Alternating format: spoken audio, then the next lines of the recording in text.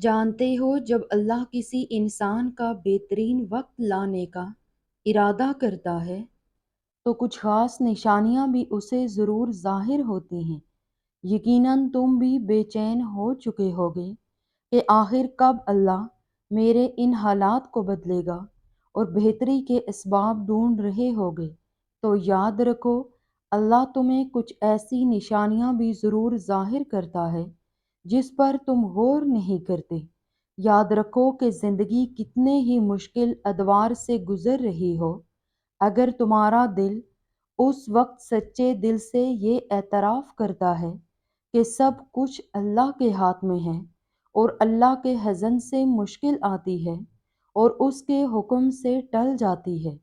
تو اللہ ایسے دل کو فوراً صبر و تسلیم کی توفیق دے دیتا ہے اور اسے وہ حوصلہ، وہ ہمت اور وہ طاقت بخشتا ہے کہ جس سے اس کے حالات بہتری کی طرف چل پڑتے ہیں۔ سنو، اگر تم مایا ناز زندگی جینا چاہتے ہو، کوئی خاص زندگی جینا چاہتے ہو، تو اپنے مسائل میں ہمت کو مضبوط رکھنا اور ہرگز یہ گمان نہ کرنا کہ میرے ساتھ ایسا کیوں ہوا،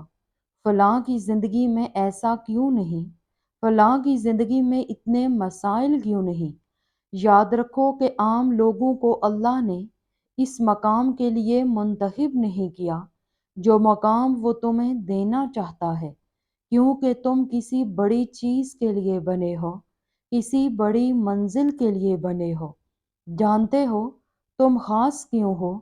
کیونکہ تم ہر بار صبر کر لیتے ہو، تم شکوہ نہیں کرتے، تم خود کو بدل رہے ہو، تمہاری تنہائی میں رب سے باتیں ہوتی ہیں، تم نے مقصد حیات کو جاننا شروع کر دیا ہے، تمہاری امید اللہ سے ہے۔ ان حالات میں بھی جب کچھ بھی تمہارے حق میں نظر نہیں آتا، کیونکہ تمہیں اللہ نے چن لیا ہے اور جن کو وہ چن لیتا ہے ان کو خاص کر دیتا ہے۔ یاد رکھو کہ جس کو تم پریشانی سمجھتے ہو سکتا ہے وہ کسی اچھے وقت کا آغاز ہو۔ جب حضرت یوسف علیہ السلام کنویں میں گرائے گئے تو انہیں معلوم نہیں تھا کہ یہ نئے سفر کا آغاز ہے، پیغمبری کا آغاز۔ جہاں ایک دور ختم ہوتا ہے وہیں سے دوسرے دور کا آغاز ہوتا ہے۔ جانتے ہو، جب تم اپنی بیس کو سپر نیچرل بناتے ہو اور اپنے اندر یہ یقین پیدا کر لیتے ہو کہ اللہ ہی ہر حال میں مجھے سنبھالے گا، تو جان رکھو یہ بھی ایک بہترین وقت آنے کی نشانی ہے۔ نبی کریم صلی اللہ علیہ وآلہ وسلم نے فرمایا، جب تمہارا ایمان اس بات پر ہو کہ جو رب کرتا ہے وہی تمہارے حق میں سب سے بہتر ہوتا ہے، تو اللہ بھی اس سے راضی ہو جاتا ہے۔ سنو، اگر تم کسی ایسے دور سے گزر رہے ہو یا کوئی ایسی مشکل تم پر آئی ہے، کسی نے دھوکہ دیا یا کوئی دکھ دے رہا ہے، یا جو چیز تم چاہتے ہو وہ تمہیں نہیں مل پا رہی، یا تم کسی بھی ایسی صورتحال سے گزر رہے ہو، تو تم نے صرف یہ تصور کرنا ہے کہ جو مشکل مجھ پر آئی ہے یہ صرف کچھ وقت کے لیے آئی ہے، کیونکہ دنیا عارضی ہے تو مشکلات بھی عارضی ہیں۔ لہٰذا تم غموں اور دکھوں میں خود کی ایسی حالت ہرگز نہ کیا کرو جیسے ایک بے لنگر جہاز موجوں کے ساتھ بہتا چلا جاتا ہے اور کہیں قرار نہیں پکڑ سکتا۔ تمہیں تو یہ یقین ہونا چاہیے کہ آندھی ہو یا طوفان، تمہارا رب تمہیں کنارے تک لے ہی جائے گا۔ یاد رکھو، اگر کسی چیز کی چاہت اتنی بڑھ جائے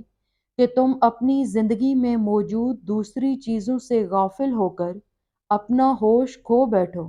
تو اس کا مطلب ہے کہ تم اللہ پر اپنا یقین کھو بیٹھے ہو۔ تم کیوں کرتے ہو ایسا، جبکہ قرآن تو کہتا ہے کہ وہ اللہ ہی تو ہے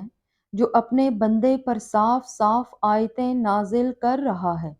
تاکہ تمہیں تاریکیوں سے نکال کر روشنی میں لے آئے، اور حقیقت یہ ہے کہ اللہ تم پر نہایت شفیق اور مہربان ہے۔ تو پھر تم دور کر لو اپنے دل سے ہر طرح کے شک کو اور ہر طرح کے غم کو اور مایوسی کو، کیونکہ اللہ تمہیں کمزور نہیں بلکہ طاقتور بنانا چاہتا ہے۔ جانتے ہو بہترین وقت شروع ہونے کی سب سے بڑی نشانی تو یہ ہے کہ جب تم اپنے سینے میں اس غم کو بھی جگہ دیتے ہو جو خوشیاں دینے والے رب نے تمہیں محض آزمانے کے لیے دیے، اور پھر ضبط کے بندھن باندھ کر